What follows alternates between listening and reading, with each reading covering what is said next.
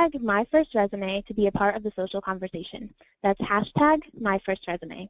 And now, here are Amanda and Jonathan. Hi, everyone. Thanks so much for joining me today. I'm really excited. Let me move on to the next slide. All right. As Elena mentioned, my name is Amanda Augustine, and I'm a certified professional career coach and resume writer, and I'm the resident career advice expert for TopResume. And please, if you have any questions, feel free to put them in the chat window or using the hashtag MyFirstResume. Just to give you a little background on TopResume, our goal in life is to help you write the next chapter of your career. And what does that mean? We're here to help you with all of your personal branding materials, whether that's your resume, your cover letter, or your LinkedIn profile. So take a moment, and if you've got a piece of paper and a pen handy, please write down. If you go to bit.ly/myfirstresume, you can get a free resume evaluation. It doesn't cost you a penny.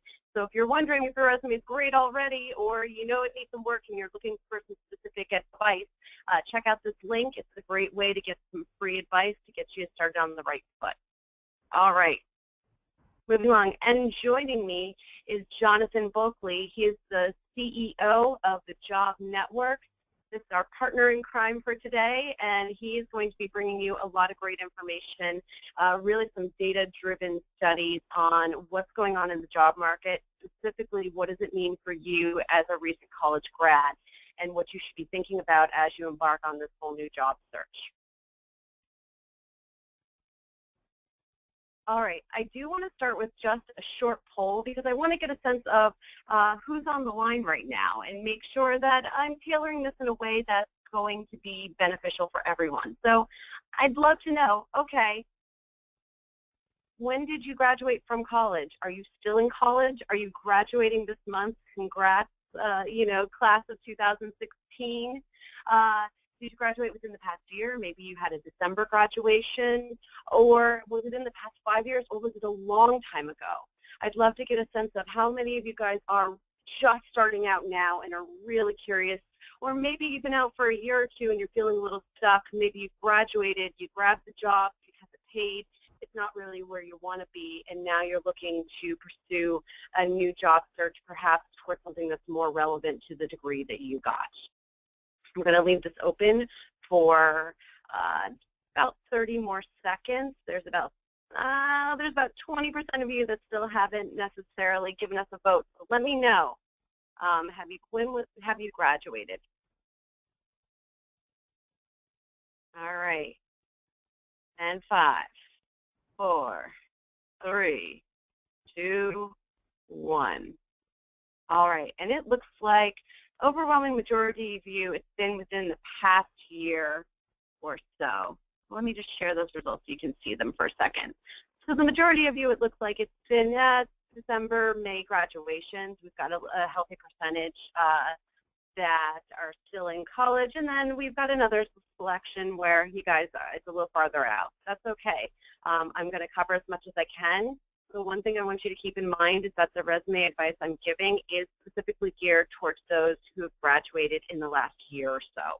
So if you've recently graduated in the past 2 years, this is probably the most relevant, but I will try and put some extra information out there to let you know when maybe that information needs to be a little different if you've been out of school for more than a few years. All right, moving on. Thank you for participating, by the way. A couple things to keep in mind. I know you can't see me at the moment, but I've had a cup of coffee. There's a little caffeination going on, and as my mother always told me, I don't enunciate very well. So if you need me to slow down, throw that in the comment section. My team will let me know that I need to back it up. Just keep in mind you will have access to a copy of this presentation as well after the fact.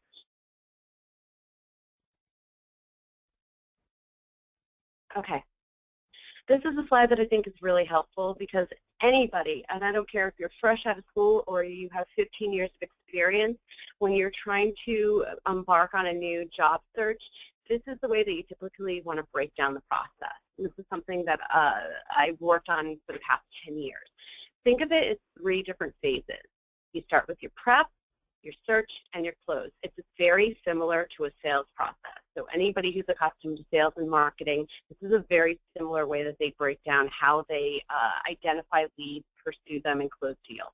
So we're going to start with the prep, which is your job goals, understanding what's the right fit for you, then your resume, the cover letter, your other personal branding materials, your references, the middle section search, that's all about the pursuit of job leads.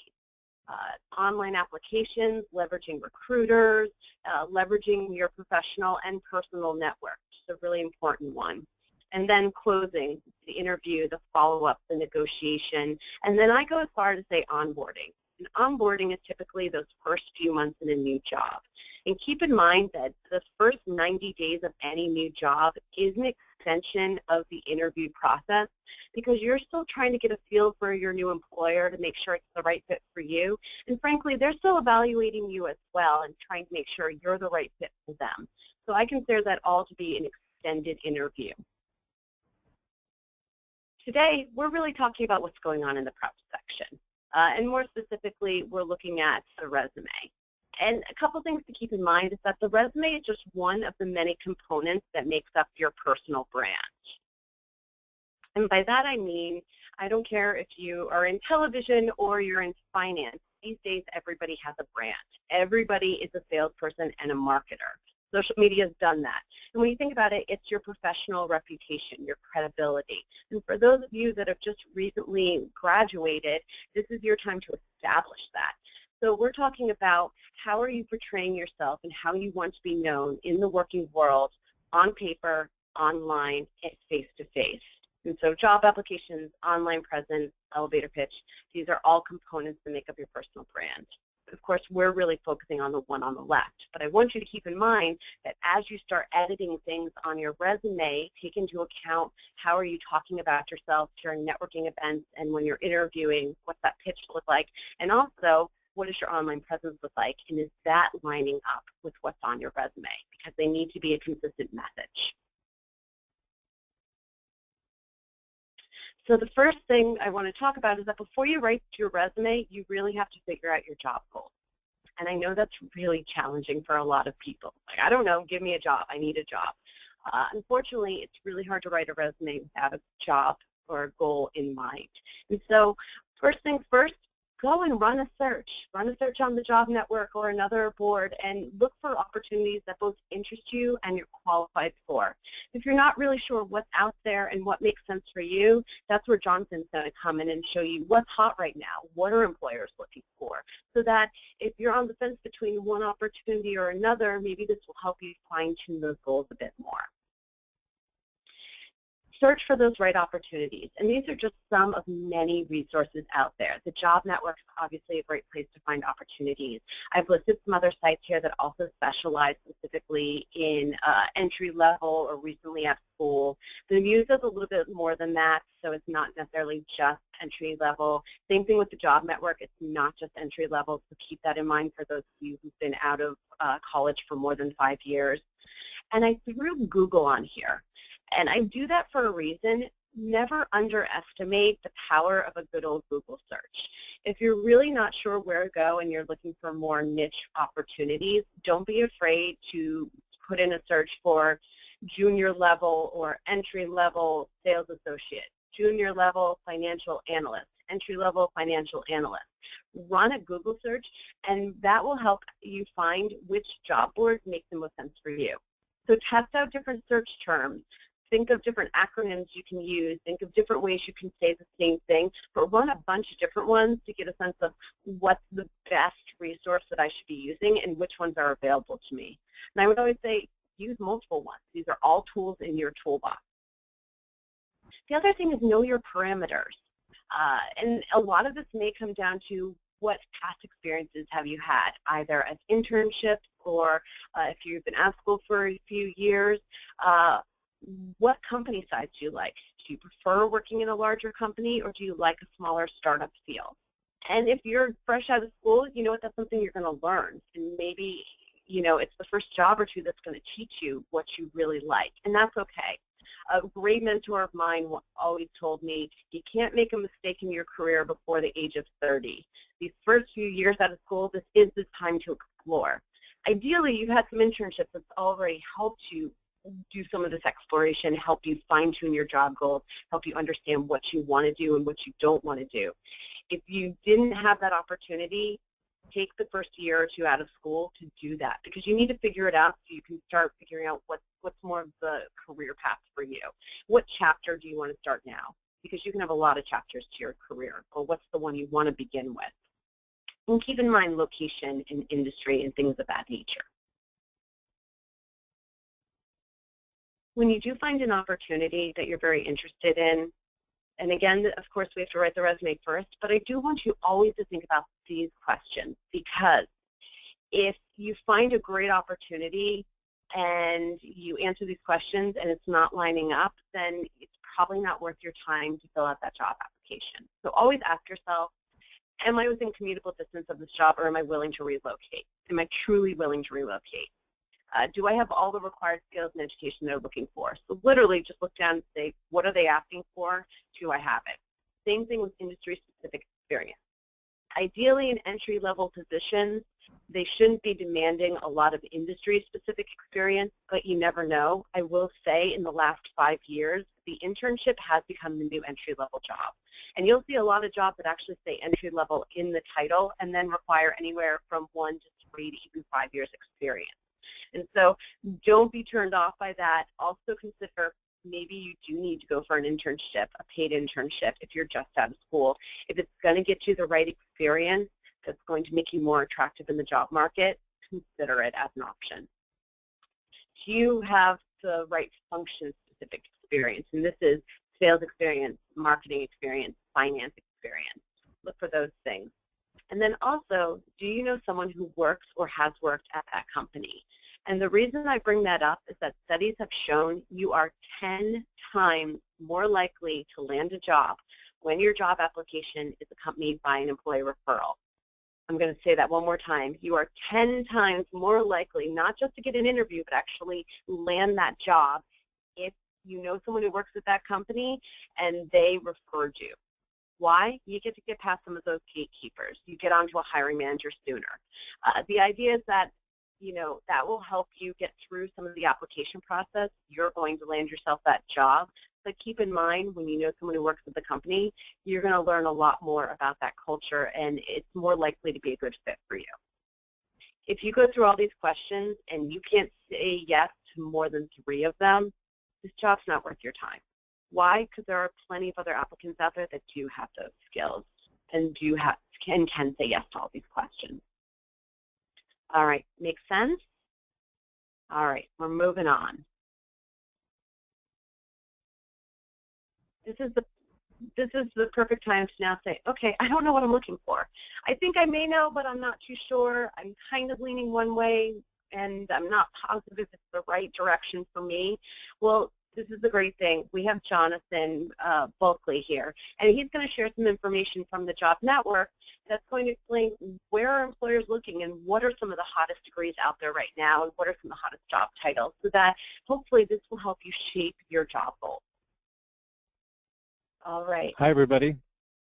Thanks, Amanda.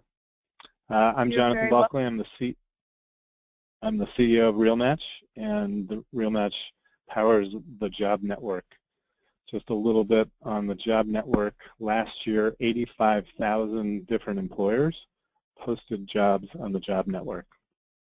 So the first thing you should do today is go to thejobnetwork.com and sign up, create a profile. And once your profile is created, as jobs come in from these 85,000 employers, we'll email out the ones that match your criteria. So it's sort of like a dating site, but it's for jobs, which is employers are looking for specific criteria. They enter those into the system. You enter your profile data into the system, and it's matched up so that we'll send you things that are appropriate for you. So what I'd like to do over the next couple minutes is give you a feel for what's going on in the job market. For skilled labor, it is still a pretty hot market. There are a lot of jobs available depending on where you live and what you're doing. So we thought we'd give you some perspective today on the categories that are hot and what employers are looking for.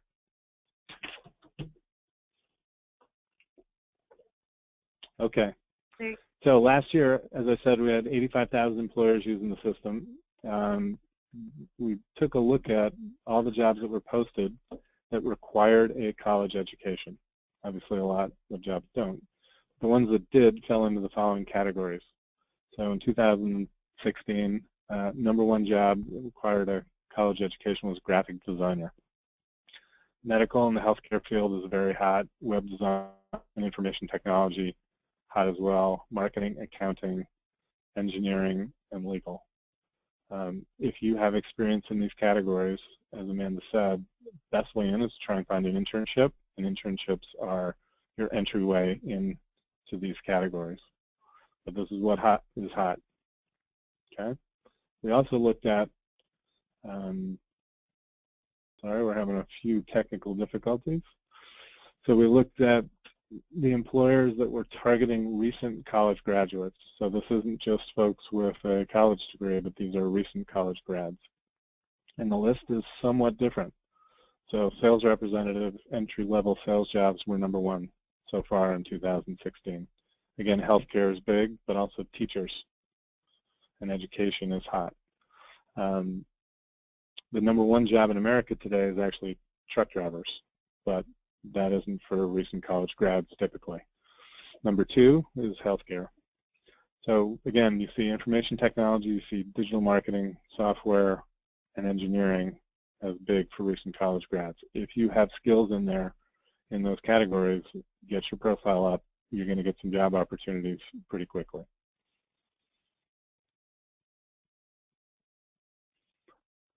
Okay, looking at majors. So we've seen what the jobs are, what's hot in 2016. What are the majors that recent grads have? And again, it matches up pretty well with what people are looking for, which is sales, nursing, data, information technology, and engineering.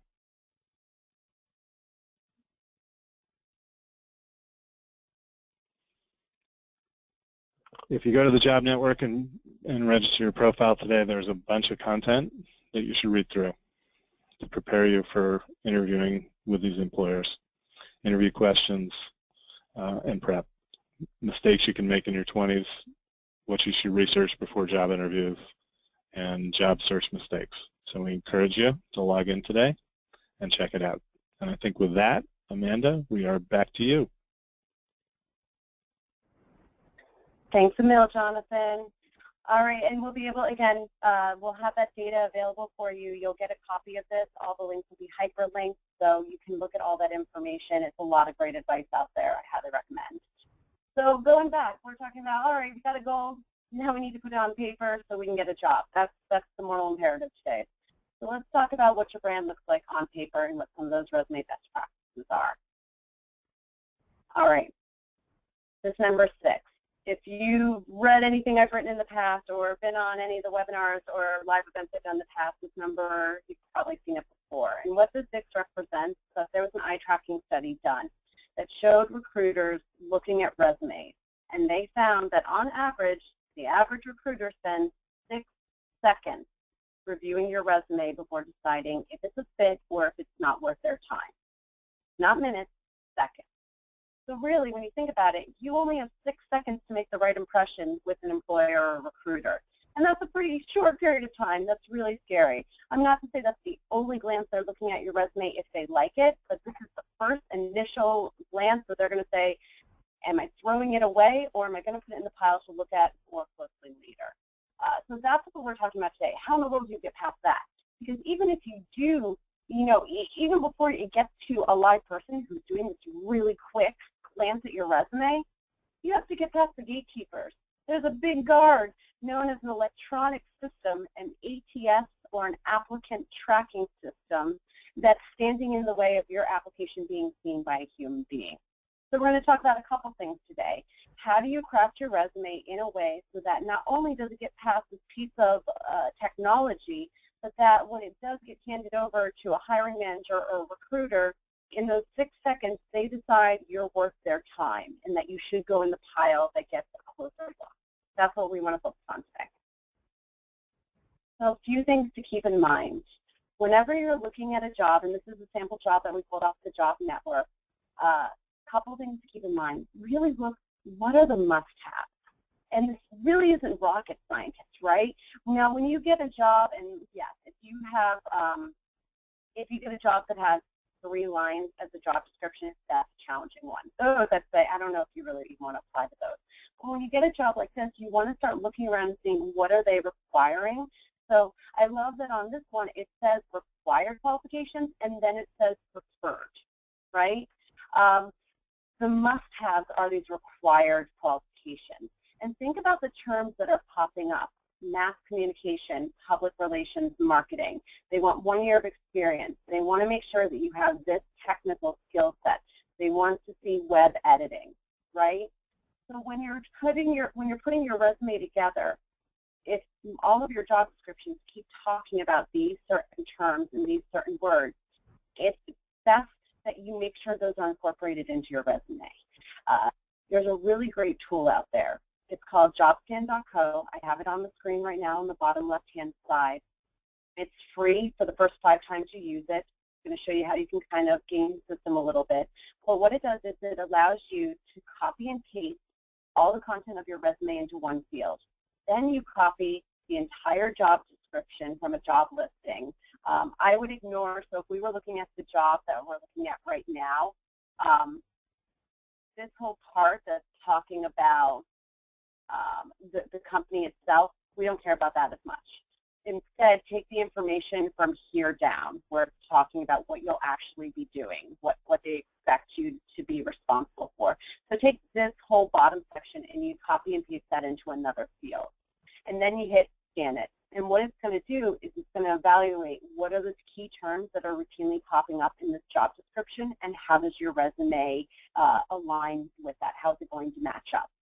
So a really great tool, because it's going to give you an indication if your resume is even going to make it through those electronic gatekeepers in the first place and onto a human being. What I recommend doing is don't just do this with one job description.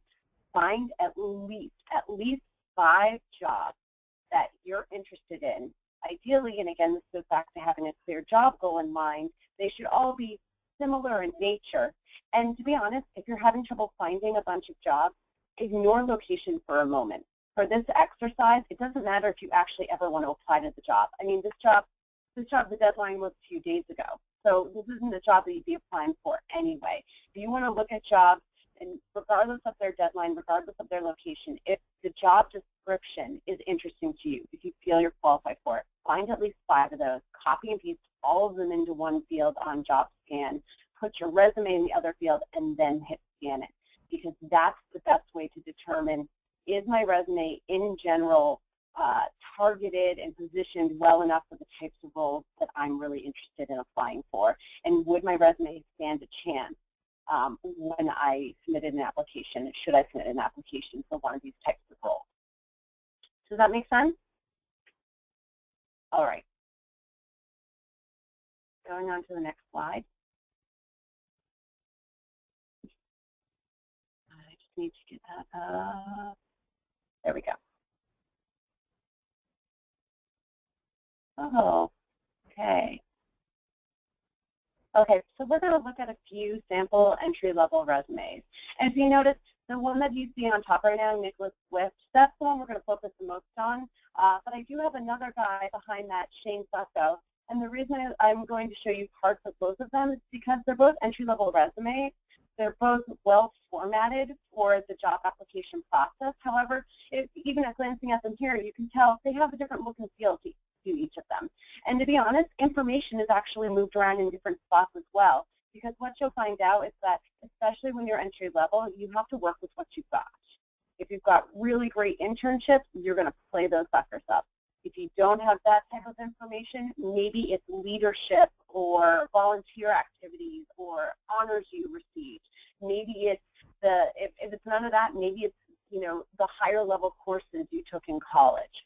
But whatever it is, you work with what you've got, and the format and the layout of your resume will change based on what you have to work with.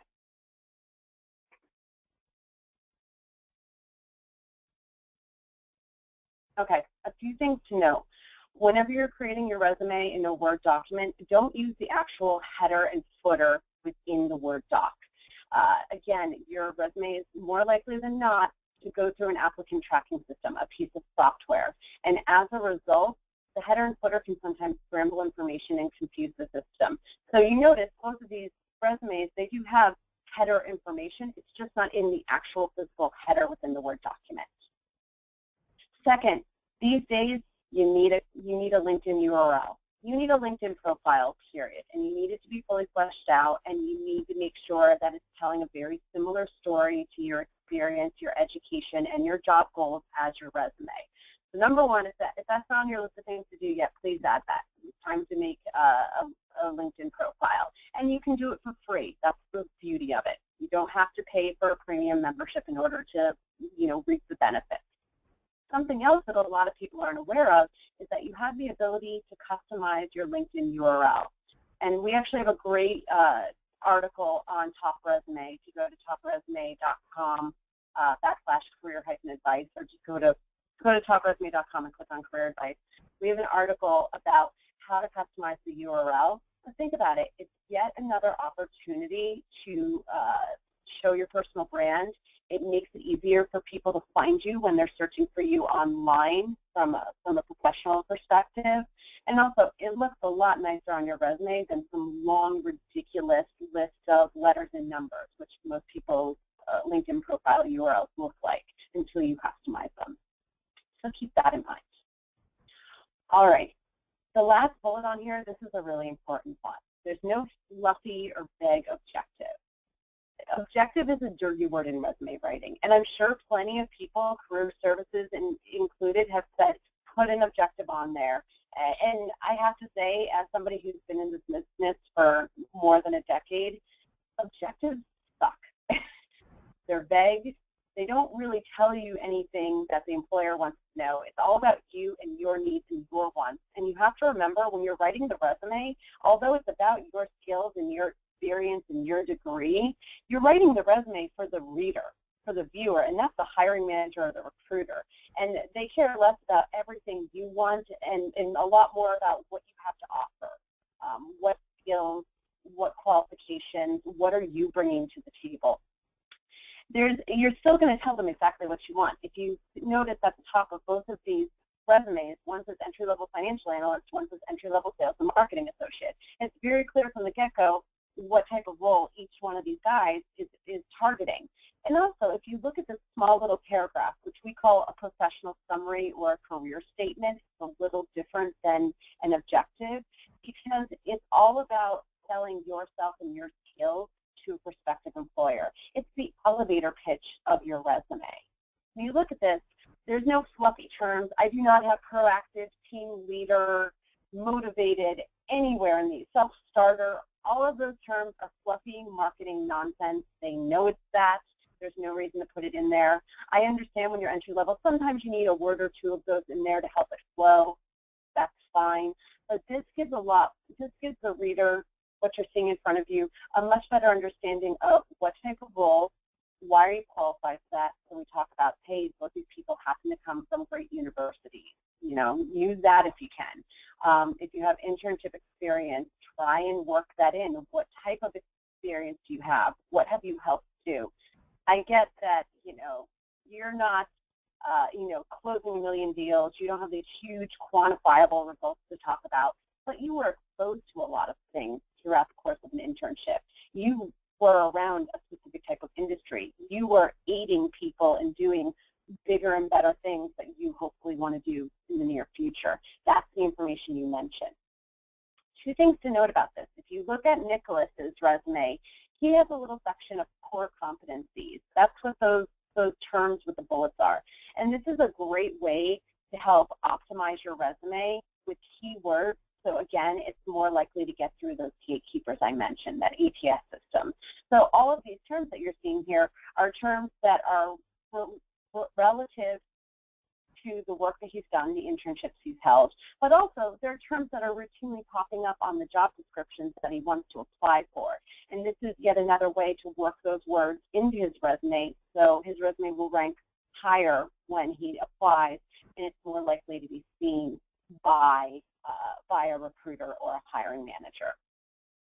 I didn't list, if you notice in his career statement, that these are his areas of expertise. No, I'm sorry. If you're just out of school, you probably don't have expertise in Sarbanes-Oxley Act or expertise in forecasting. You've been exposed to it. You've tried it. You have some confidence in it. So you want to be careful how you word that. I put developed an understanding of the following areas, or you could say was exposed to the following areas. It's a way to show, hey, I've done all this. Shane's doesn't have that information. He didn't have as big and bulky of internships to work with, but we did talk about what his experience was, and we worked key terms throughout the rest of his resume. And keep in mind, if you notice, Shane says education and technical skills. Nicholas's only has education. Why? I ended up putting his technical skills in a different spot because of their different roles. So again, you have some leeway. You're going to work with what makes the most sense given what do you have to offer. A couple other things to note at the top of this. They both have professional email addresses. It's time to get rid of something that's, hot buns or kegs for life or frat brother forever, things of that nature.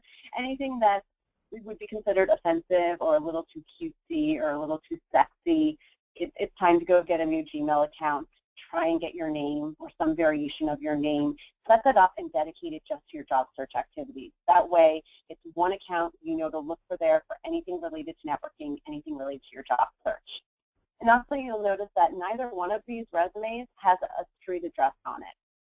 Shane's doesn't have any address, and that probably means he's looking to relocate, and he's not necessarily going to put any location down. Nicholas's has Houston, Texas, because he wants to stay in that area, and he's a local candidate. He wants to show them he's a local candidate. Don't feel that it's necessary to put your street address on your resume. If the application wants it, they'll ask for it in the ATS system. But since you're oftentimes uploading your resume to different job boards, you don't really want to throw your street address out there. People don't need to know exactly where you live. It's actually an identity theft concern. And it's also just a security concern in general. People don't need to know that you live alone and that's your address. So keep that information off your resume. Okay, on both of these, the GPA is listed. And the GPA is listed because it's above a 3.0. If your GPA is lower than 3.0, don't put it on your resume. Employers know exactly why you don't have it on your resume, so be prepared to answer any questions that come up about that when you're in the interview.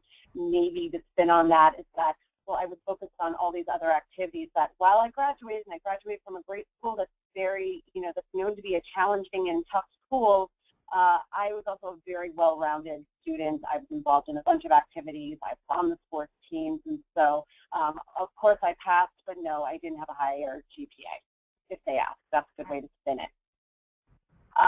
If you have been out of school for a few years, if you've had a couple jobs already, two things to note. Your education is now at the bottom of your resume. Education only goes at the top of your resume when you graduated in the last year or so. Why? Because it's one of your best selling points at the moment because you don't have a lot of relevant experience on your resume to point to. So the education goes to the top. If you graduated a while ago, you've been in the workforce, and you just went back and got an MBA, the same rule applies. The education goes to the bottom. Because while the MBA is important, it's not necessarily the one and only thing you have going for you. And so that information is going to go to the bottom. Your work experience is more important. I have had people ask, well, what if my first job or two out of school had nothing to do with my degree, and now I'm looking for a job that's related to my degree? In that instance, I think you can keep the education at the top portion of your resume. Always remember that when a recruiter's glancing at your resume for a whole 6 seconds, they're only going to get so much information, and they're looking for specific pieces. They're looking for your name, your contact information, your education, and your most recent job and the dates associated with your most recent work. They're looking for it in certain spots. That's why we tend to center things. That's why we tend to follow a certain format on a resume. If for any reason, if your education is considered one of the most important selling points, even if you've been at school for a few years, you're going to still keep that up at the top. Also, notice that, and you'll see it here, and you'll also see in other parts of the resume, such as leadership activities, there's no mention of high school. I don't care if you were the valedictorian of your high school. Employers don't care anymore. They want to know what were you doing for the last 4 or so years that you were in college. That's what they care about on your resume. So mindset, you may have had some great accolades to brag about from high school, but it's time to take those off and focus on what did you accomplish while you were pursuing your degree. And that's your internships, that's your school activities, whether that's leadership or volunteer stuff. That's what's considered most important. If you didn't have any internships that are relevant to the work you're pursuing in your career, or you just didn't have any internships at all, maybe, hey, some people have to work and you need to get a paycheck that's bigger than an internship paycheck because you're going to school and working full time. I completely understand that. My husband did that for sure. If that's the case, what you might do is underneath the education component of your resume, you may also include the higher level courses you took while you were in school that demonstrate what type of stuff you've been exposed to. So if you're, for Shane Fusco, he's a marketing guy. He went to school for communications. He's not going to put that he took marketing 101. No kidding. If you graduate with that degree, everyone's pretty sure you took marketing 101. But they will care about what were some of those 400 level courses you took that are specifically related to the type of work you're trying to pursue. Does that make sense? All right, moving on. Okay, this is the lower part of Nicholas's resume. And I'm going to show you Nicholas's and Shane's so you get a sense because they are different. So there are a few things. Notice that on this resume that there's a line underneath 123 Management Consulting Firm that explains what type of firm Nicholas was interning at. This is important for any work that's associated with your degree or with your target job. Why? It gives people a sense of what was the industry that you were exposed to, how big of a company was it, what's that company's purpose. Unless every company you work for is a big brand name where everybody, unless they've been living under a rock, would know about it, you need one of these lines. Normally, I go to their LinkedIn company page and I rip a line from their company About Us section. Or I go to the actual company website and I go to About Us and I rip a sentence from that. So you just need a short little blurb. It shouldn't be more than a line that just explains what type of company were you working for. Then with Nicholas's, we have the title, a sentence or two that explains the type of work that he was doing, and then bullets that are explaining some of his major contributions or his major accomplishments. You're fresh out of school. We are not expecting to see a bunch of amazing accomplishments. You are an intern. They're not giving you massive clients to deal with. They're not giving you the biggest, largest project out there. However, they may have put you on a project, or you may have been assisting someone with a bigger project. So one thing you'll notice is that I stayed away from putting assisted or participated for every single bullet because that happens a lot. A lot of people say help, assisted, supported, and that's every word that you see for every one of their bullets. Try and mix it up. Use action verbs. I'm sure on the Job Network's blog as well as TopResume's blog, there are a million articles that talk about action verbs.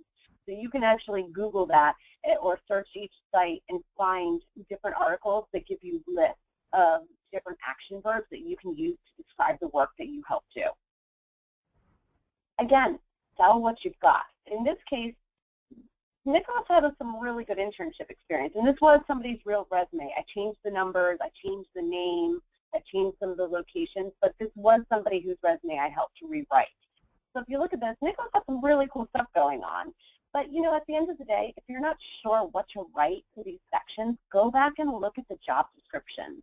If you still have the job description from the internship that you applied to, pull that back out and start looking at the information in there.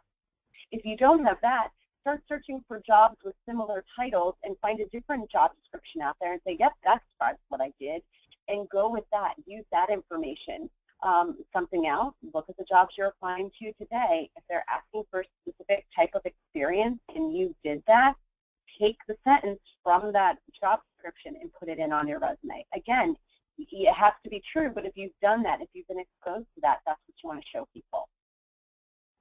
A couple other things. We included his tech skills. There aren't a lot of them.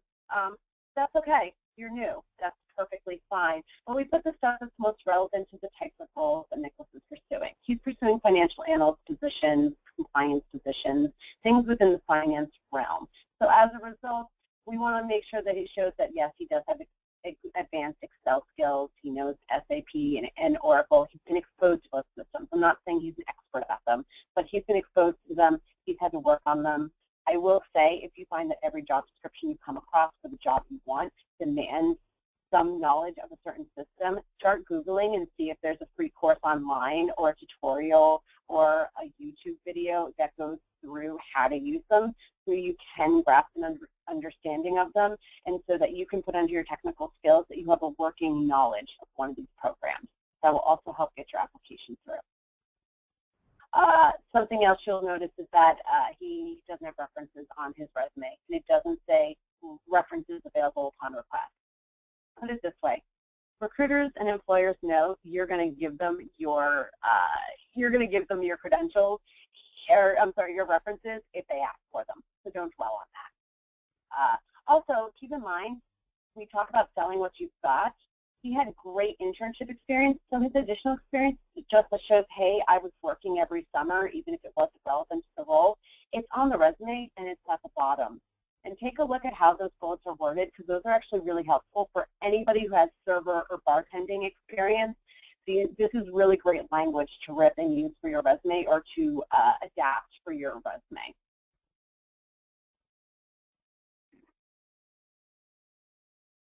Okay. This was Shane's. Again, same deal. I'm not going to dwell on this one. The one thing to keep in mind, he just has bullets underneath his title. And the reason he just has bullets is he didn't have a really great description to describe. He only had a couple things to mention. If you're further along in your career and you have 17 bullets under each job title, that's a problem. When you're fresh out of school, you're expected to have only a few bullets to explain the work that you did. So keep that in mind. And also know, if you look at this resume, look underneath his member and project lead. The second thing under his relevant sales and marketing experience, right here, this was for his frat. He was part of a fraternity, and he was part of a fundraiser. He helped sell T-shirts and design them. I mean, you don't have to be paid for something in order to put it on your resume. So whether it was an unpaid internship or you were part of a group project in school that allowed you to flex whatever skill sets are most important for the job you want, keep that in mind. That can all be added in.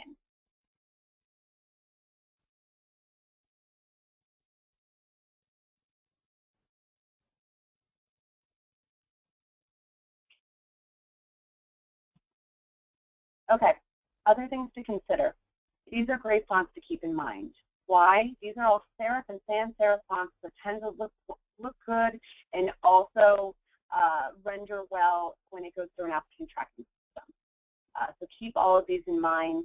And also, the look and feel of your resume should match the type of industry or company you're going for. So if you look on the left here, it says Arial, Calibrate, Tahoma, Franklin Gothic. Those are all considered sans serif fonts. Cambria, Book Antiqua, those are called serif fonts. They have little extra things to them. They're fancier fonts, so to speak. If you're working more in a startup environment, a tech environment, go with something that's sans serif, something that has a cleaner look to it, that's more likely to be viewed in a digital format. The Cambria, the Book Antiqua, I tend to keep those for people who are looking for financial institutions, law firms, education, things that are more bricks and mortar, been around forever kind of thing. So play with the look and feel, but I do recommend sticking with one, maybe two fonts max, and being very cognizant of how you do that. Only include one email address, one phone number, preferably your mobile phone number, and one LinkedIn URL. Those should always be on there. There's no I in the resume. If you notice, if you look back at that resume, it never says me, I, our. You remove those terms altogether. When you're writing a resume, it's considered silent first person. Size matters. When you're fresh out of school, you get a page. You get one page of resume real estate, and that's why you really want to be disciplined about what do you include and what don't you include. So think about your leadership activities, your volunteer activities, any work you did over the summers or during breaks or even while you were in school. I think that's important to tout actually in your professional summary. If you were a full-time student and you held a full-time job, that's worth bragging about. That's a selling point because, hey, you know how to organize yourself. You know how to get stuff done. You know how to multitask. Your resume experience is typically in reverse chronological order. Start with the most recent role and work your way back. And then, above all, make sure things are consistent. This is just for a look and feel. Make sure if you abbreviate all your dates, make sure they're all abbreviated the same way, that the companies are all formatted the same way, job titles are formatted the same way, bullets and symbols, whatever you decide to use, because there is no rule that says you must write out the month or you should use numbers instead to represent them. It's really open to interpretation. You just want to be consistent. This resume that I'm showing you right now has a whole list of stuff and tips for it. This is going to be available both on TopResume's site as well as the Job Network site, both available on our blog as of tomorrow. So be on the lookout. Check out these sites tomorrow because you can get a copy of this resume. You can blow it up and look at it much more closely. And also, I go through and explain what are the things you want to keep in mind when you're looking at your resume. Okay. So I want to do a quick poll, and then we're going to jump into questions. So I would like to know, when was the last time you had your resume reviewed by a professional writer? And we're going to do this very quickly.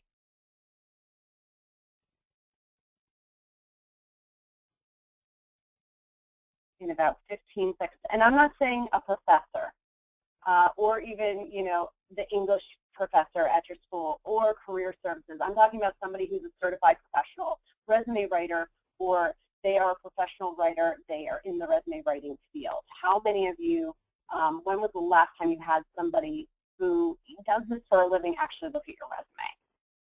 And I'm going to give it 10 more seconds. 9, 8, 7, 6. All right.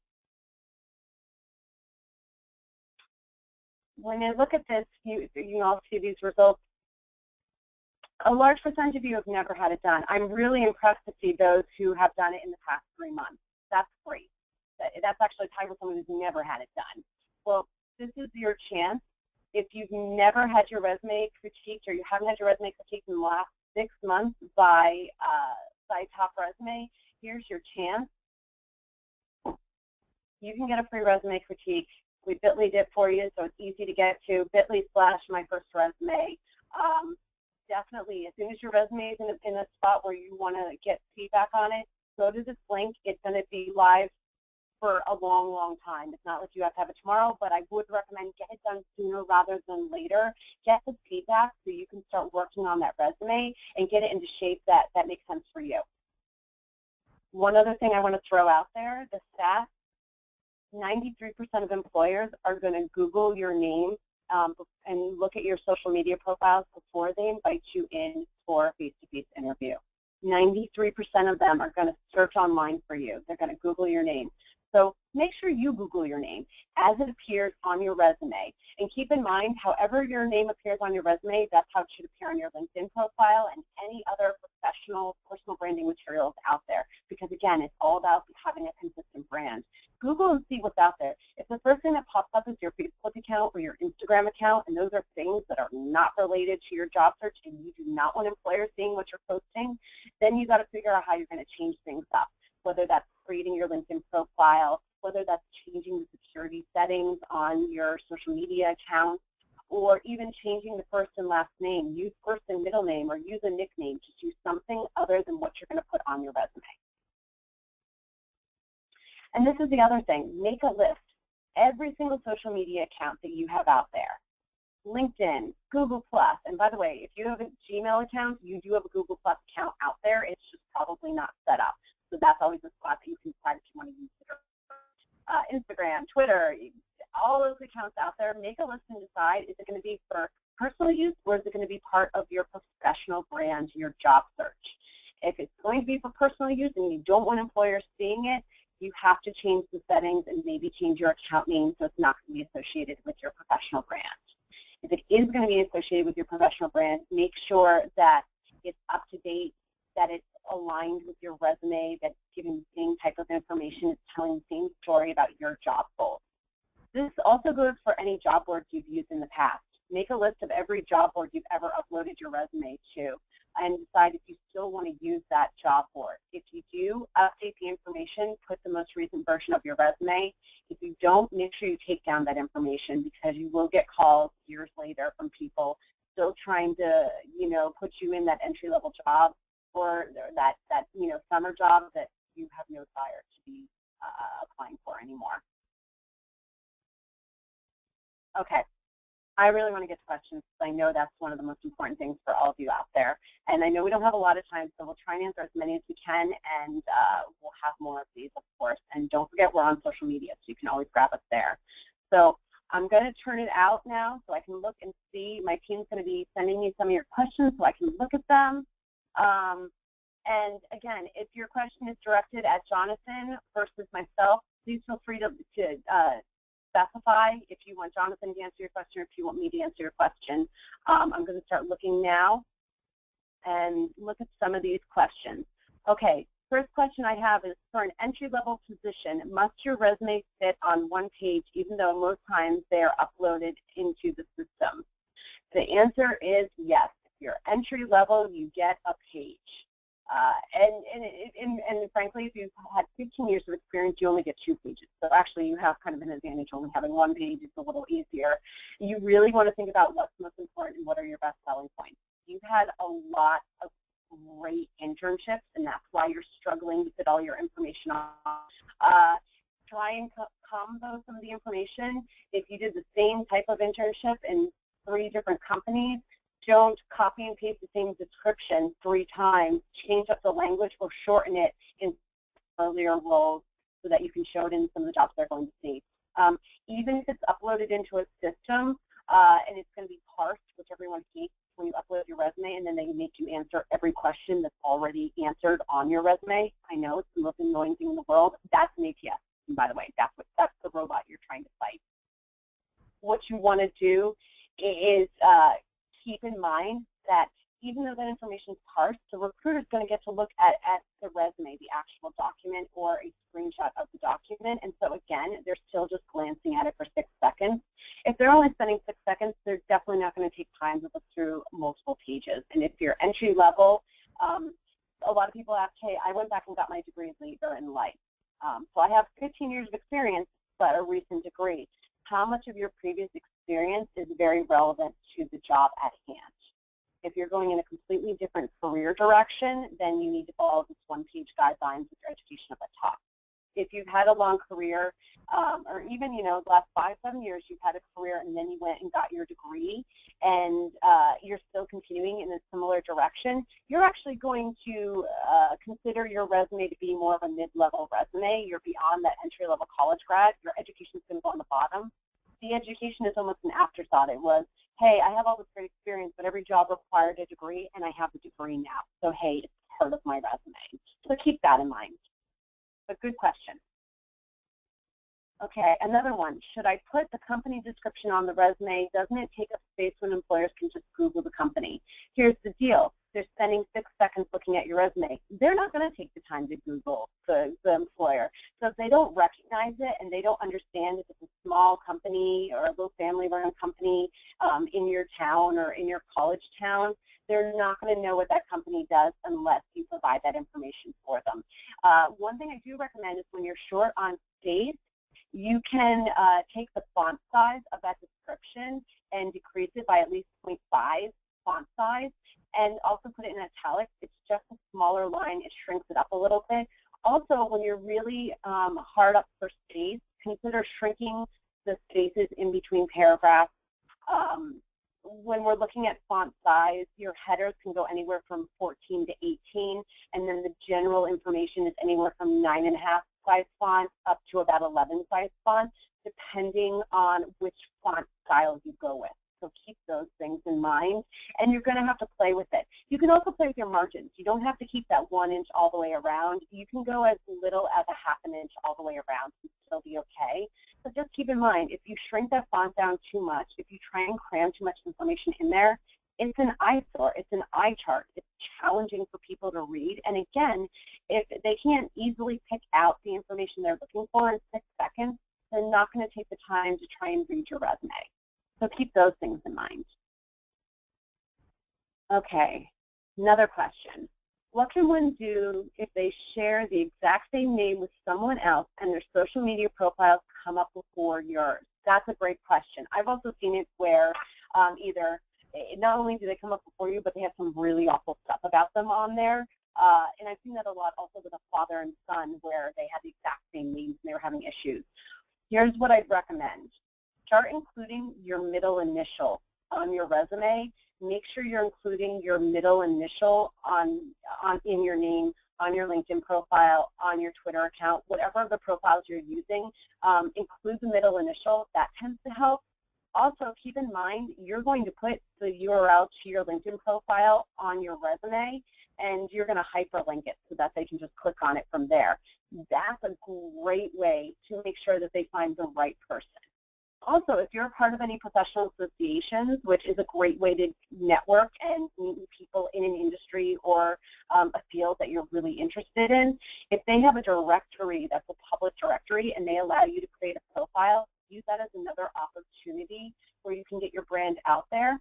Also, if you really are looking for other ways, you can create a personal website. You can do one on Wix.com.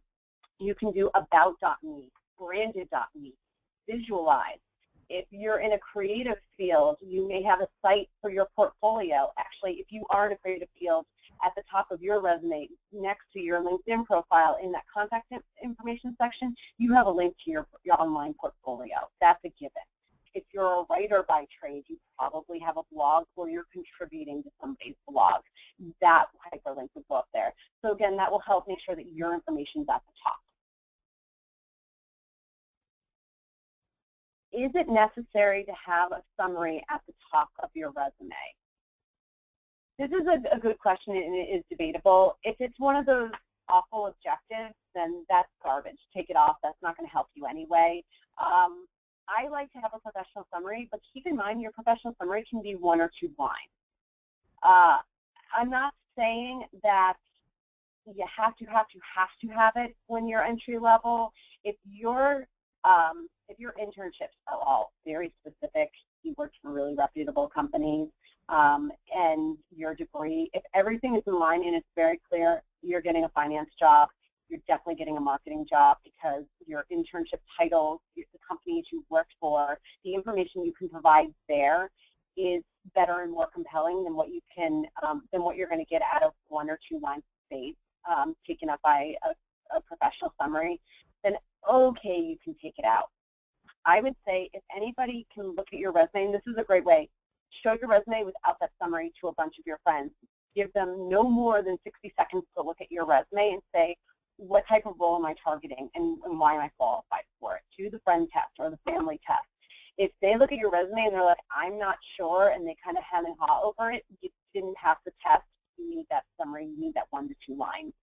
I would say you only remove those couple lines if you're running out of space. Otherwise, you want to keep that in there. Okay, I'm going to go up and look at a couple more of these questions.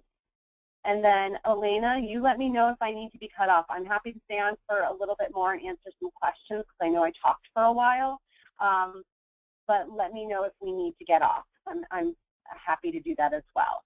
I'm scrolling up to see if I have any more questions. Amanda, you want to just answer one or two more? Yeah. If you guys can, Elena, do you want to feed me a few? I'm trying to find the spot to see them. I only see the ones that were being shared with me from Jenna.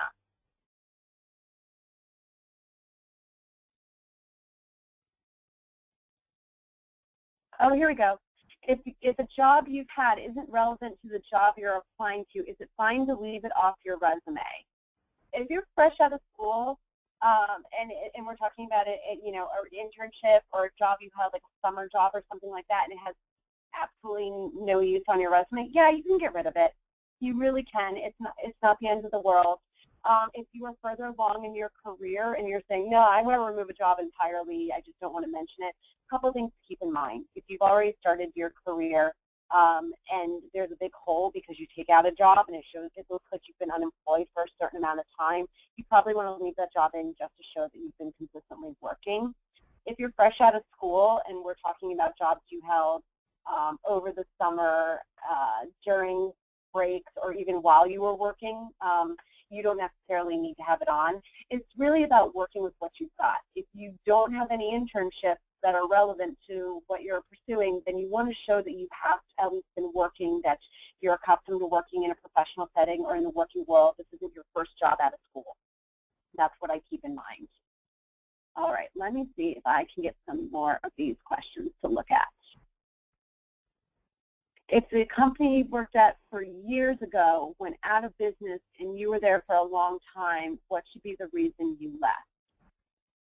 Well, if the company went out of business and they're asking you why you're no longer working there, you say, unfortunately, the company no longer exists. And so when the company dissolved, then I also searched for new work.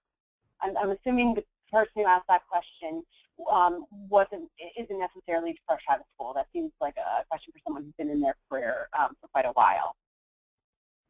Oh, okay, someone asked, are certifications included on the resume? Yes, yes, yes. If you have a certification that is relevant to your job that you're pursuing now, 100% that belongs on your resume, and it goes in the education section. And that section I might call education and professional development. So if you took a course somewhere else, or you got a certification that's important for your career that was outside of your college experience, put that in your education section and change that title to education and professional development. If you have a certification such as a PMP, you know, a Six Sigma Black Belt. If you look at my name up on the screen right now, it says CPCC and CPRW. That stands for I'm a Certified Professional Career Coach and Certified Professional Resume Writer. I recommend if you have an MBA or a PMP or an RN, some sort of certification or credential that's considered valuable to the job that you're looking at now. Not only should it go in that professional development and education section, but the acronym should also go after your name, just as you see it on the screen right now, at the top of your resume, and the same thing on your LinkedIn profile.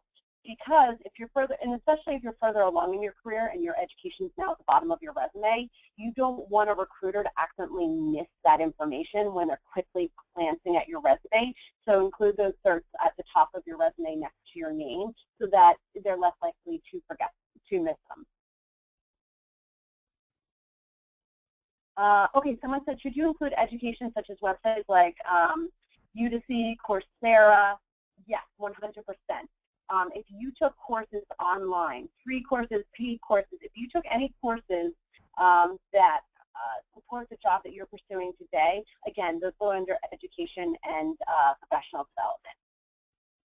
Amanda, I think we need to wrap up. Okay. So for anybody who still has a question that they want answered, it's 1:08 right now. I will be on Twitter until 1:30 Eastern Standard Time, so for another 22 minutes. If you ask your question on Twitter and you use the hashtag #MyFirstResume, I will try to respond to as many as I can until 1:30 p.m. And keep in mind that you'll be receiving an email from the Job Network as a follow-up sometime tomorrow, and we're going to include links to both the presentation, the sample resume that I mentioned, and some other information as well. So thank you so much for everyone who tuned in. Thank you very much to the Job Network for helping TopResume put on this great presentation and allow us to do this webinar for all of you.